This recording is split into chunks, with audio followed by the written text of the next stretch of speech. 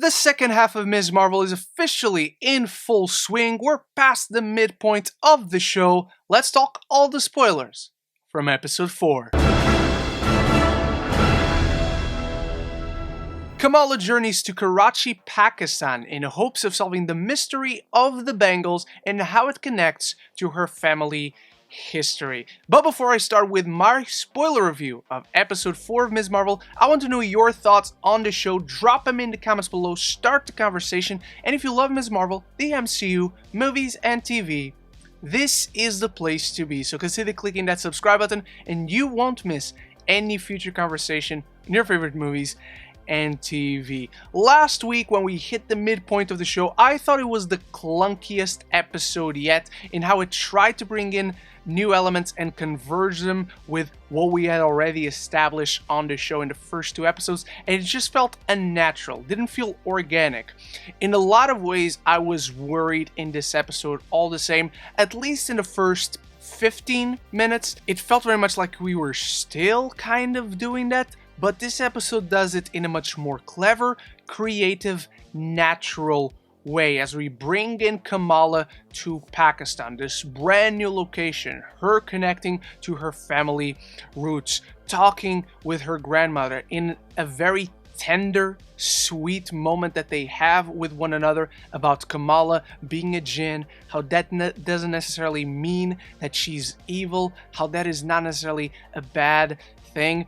And you got all the creative dynamics on a visual standpoint that we've come to love this show for. The way they captured the streets of Karachi is beautiful. It feels so different from how we were in Jersey City back when Kamala was in America in the first 2 episodes. It just feels very much like we are transported into these streets. The smokiness, the colors, the vibrancy of the city, the way Kamala just gets duped into giving all this money for all these things she doesn't need or isn't even looking for, just displays her innocence in a very natural way. And Iman Vellani continues to impress with her natural charisma that she injects into Kamala, that along with the writing that I think Iman really elevates, she makes Kamala such an endearing character that grows so naturally,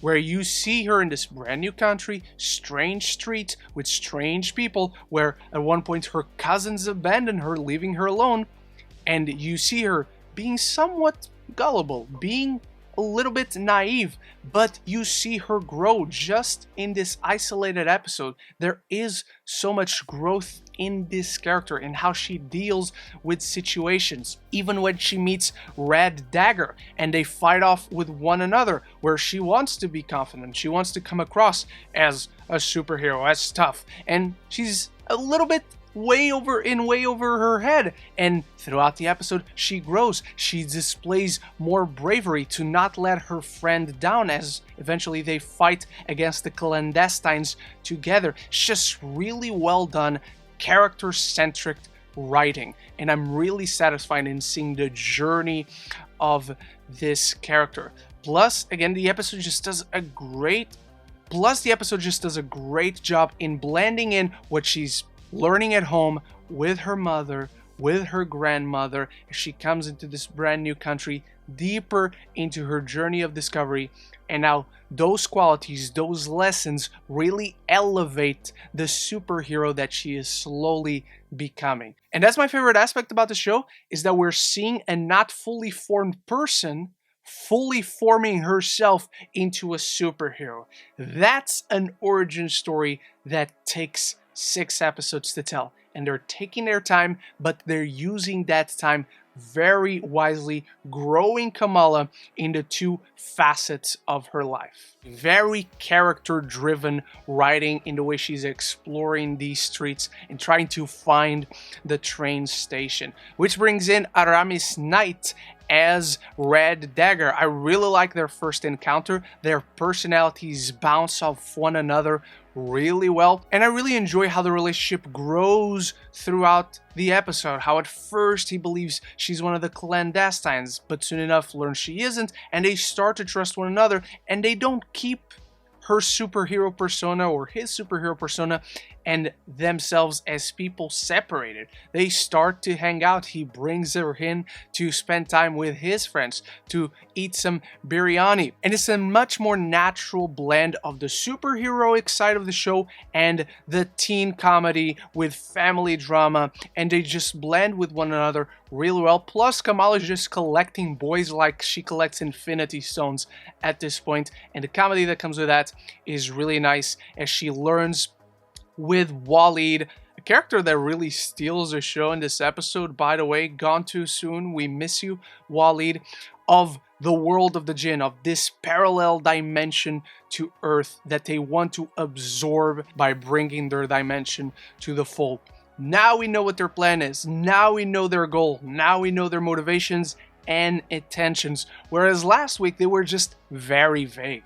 We knew that from one point to the next they turned evil, but now we know what they actually want. Now we know what they were fighting for. It's not just to get back home, it's to bring their home to where they are, which is a motivation. I don't think it still makes them all the more compelling. I don't think it helps that they escaped from, it's not the raft, but the detention center from the damage control department, which we see in the She-Hulk trailer, by the way. And we see them quickly escaping from there with Najma leaving her own son behind. So for now, I think he's just going to be left up in the air to then make a save kind of in episode 6.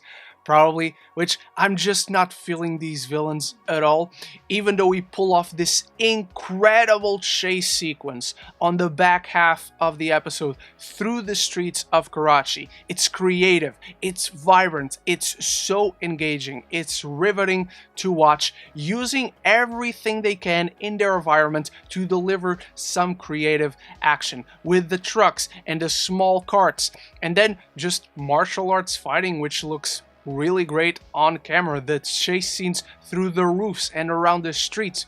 Ms. Marvel episode 4 delivers to us anything and everything we could have wanted from an Assassin's Creed movie, better than the Assassin's Creed movie did. And by better, I mean we can actually see what is going on. I also really love the contrast of once Red Dagger and Kamala are fighting together, you see he's an expert in martial arts and all that, he's kicking all kinds of ass. And Kamala's just scraping by. She's playing very defensive, she's being caught in a moment and just barely being able to make it out. I love that we're killing off all these jobber villains that I really don't care about. Again, the villains in this show are easily the weakest part for me. And we end on this massively satisfying cliffhanger with Kamala, amidst fighting Najma, gets stabbed in the bangle and sees herself transported back to partition days, probably to that night where her great-grandmother Aisha did not get in the train, where Kamala was already out of her comfort zone throughout this episode, in this unknown country, these unknown streets. She doesn't know anything, she doesn't know anyone, she starts to get acquainted with it through the Red Dagger, and then that gets taken from her. It's just a very satisfying ending where our hero's security cushion was taken off from under her feet. She was starting to make friends with this new guy. She was starting to understand that being a Jinn is not necessarily a bad thing. She was starting to get into her own in terms of her powers, and now she's completely lost. That's extremely satisfying. It feels like the show is starting from this brand new starting point and taking its story into new heights.